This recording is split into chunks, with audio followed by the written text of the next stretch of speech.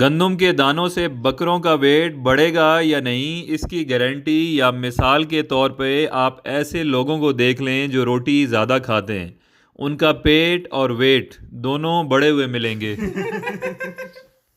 چلیں، اگر صرف گندم کے دانوں پر آپ کا دل مطمئن نہیں اور آپ چاہتے ہیں کہ ساتھ میں بریانی اور حلوہ بھی ہو تو میں آپ کو آسان سا ونڈا بتا دیتا ہوں۔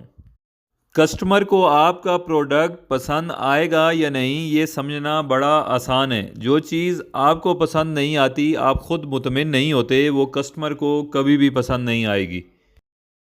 بسم اللہ الرحمن الرحیم۔ السلام علیکم، میں ہوں ماجد شبیر اور آپ سے مخاطب ہوں چکوال گوڈ فارم سے۔ آپ سب کو ہماری طرف سے عید کی مبارکباد۔ عید الفطر کے گزرتے ہی عید الاضحیٰ کی تیاریاں اور انتظار شروع ہو جاتا ہے۔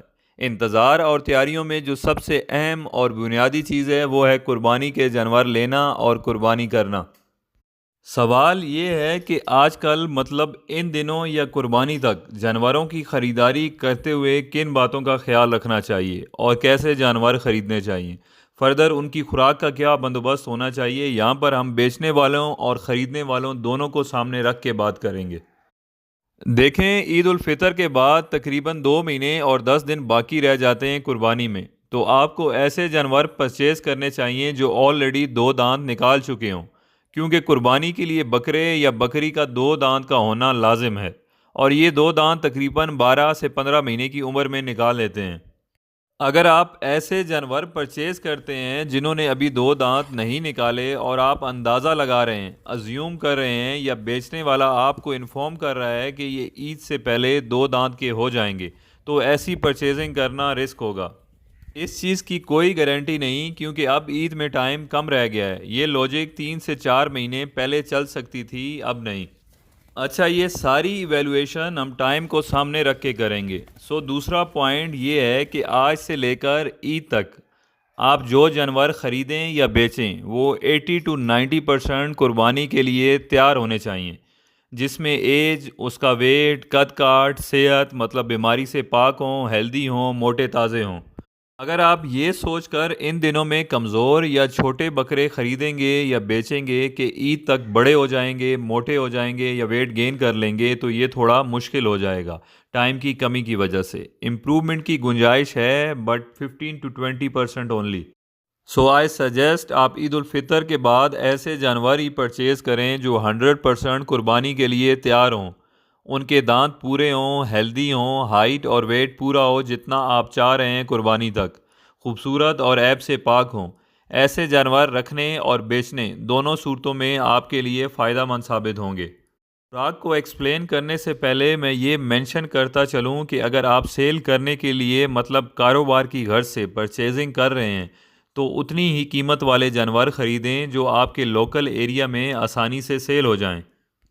کہیں ایسا نہ ہو کہ آپ کے ایریے میں ڈیمانڈ 35 سے 40 ہزار والے جانور کی ہو اور آپ پرچیزنگ 50 سے 55 ہزار والی کر لیں، تو ایسے جانور بیچنا مشکل ہو جائے گا۔ اور اس کے ساتھ ساتھ اس بات کا بھی دھیان رکھیں کہ سستے کے چکر میں ایسا جانور ہرگز نہ لیں جو قد کاٹ میں چھوٹا ہو، کمزور ہو اور خوبصورت نہ ہو۔ ایسا جانور بھی بیچنا آپ کے لیے مشکل ہو جائے گا۔ اس کو سمجھنے کا بڑا آسان سا کلیہ ہے کہ جو جانور یا اس سے ہٹ کر بزنس میں کوئی بھی پروڈکٹ جو آپ سیل کر رہے ہیں، اگر وہ خود آپ کو پسند نہ آئے تو وہ کسٹمر کو پسند کیسے آئے گا؟ یقین کریں، اگر آپ مطمئن نہیں ہیں اپنے پروڈکٹ سے تو کسٹمر کبھی مطمئن نہیں ہوگا۔ اس کے بعد آ جاتے ہیں کہ جانور کو کون سی ایسی خوراک دی جائے جس سے وہ ویٹ گین کرے یا اس کا ویٹ مینٹین رہے قربانی تک، کیونکہ اکثر سننے میں آتا ہے کہ جب ہم نے جانور لیے تھے تب ماشاءاللہ تگڑے تھے، مگر 1-2 مہینے بعد کمزور پڑ گئے۔ دیکھیں، قربانی والے جانوروں کو تیار کرنے کے لیے فیٹننگ والی خوراک دی جاتی ہے جو عام روٹین میں ہم جانوروں کو نہیں دیتے۔ جب آپ انہیں عام خوراک جو بکریوں کو دی جاتی ہے، سبز اور خشک چارہ وغیرہ، صرف وہ دیتے ہیں تو اس سے جانور کمزور پڑ جاتے ہیں۔ لہٰذا آپ ان کی خوراک میں لازمی فیٹننگ والا ونڈا ایڈ کریں۔ اگر زیادہ جھنجھٹ میں نہیں پڑنا چاہتے تو آپ ان کی خوراک میں سبز یا خشک چارے کے ساتھ ساتھ ½ کلو یا 1 کلو گندم کے دانے ایڈ کر دیں، ان کے باڈی ویٹ اور سائز کے حساب سے، تو یہ انف ہے۔ اس سے نہ صرف ان کا باڈی ویٹ مینٹین رہے گا بلکہ وہ ویٹ گین بھی کریں گے۔ گندم کام کرے گی یا نہیں، اس کی مثال یا گارنٹی کے طور پر آپ ایسے لوگوں کو دیکھ لیں جو زیادہ روٹی کھاتے ہیں، ان کے پیٹ اور ویٹ دونوں بڑھے ہوئے ملیں گے۔ چلیں، اگر آپ کا دل صرف گندم پر مطمئن نہیں ہوتا اور آپ چاہتے ہیں کہ ساتھ میں حلوہ اور بریانی بھی ہونی چاہیے، تو آپ ایک سادہ سا ونڈا تیار کر لیں جس میں چنے، جو، مکئی اور گندم کا دلیا کروا لیں، اور ان 4 چیزوں میں سرسوں کا تیل ایڈ کر لیں۔ یہ ایک بہترین ونڈا تیار ہو جائے گا۔ آپ جانور کو اس کے باڈی کے سائز اور ویٹ کے حساب سے پر ڈے ½ کلو سے 1 کلو دے سکتے ہیں۔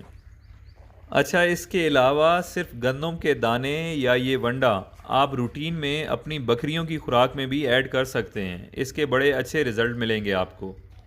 گندم کے دانے آسانی سے اور مناسب قیمت پہ مل جاتے ہیں ان دنوں میں، کیونکہ ریسنٹلی گندم کی فصل کی کٹائی ہوئی ہے۔ اگر کوئی پرچیز کرنا چاہے تو ہم سے بھی کانٹیکٹ کر سکتا ہے۔ ہمارے پاس نہیں ہے بٹ گاؤں میں اویلیبل ہیں اور لوگ سیل کر رہے ہیں۔ امید ہے قربانی کے حوالے سے یہ پروگرام آپ کے لیے ہیلپ فل ثابت ہوگا۔ اپنا بہت خیال رکھیے گا۔ شکریہ۔ اللہ حافظ۔